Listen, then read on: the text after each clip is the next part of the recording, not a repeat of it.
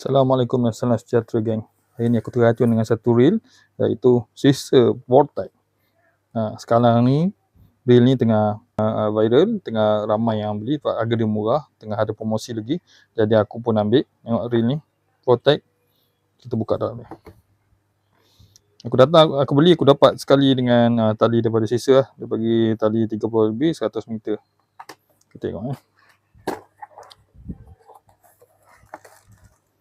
ni reelnya, reel pesawat plastik. Dia datang dengan manual macam biasa, dengan buku kan. Okey, kita tolak tepi, kita tengok reel Okey, ni reel sisa model Vortex Vortex. Okey, dia punya ratio dia 701 Jadi dia ada direct clicker. Dengar bunyi direct clicker. Kemudian dia menggunakan sistem magnetik. Okay, biasa magnet. Tu kalau nak buka dia tolak ke atas dan boleh buka.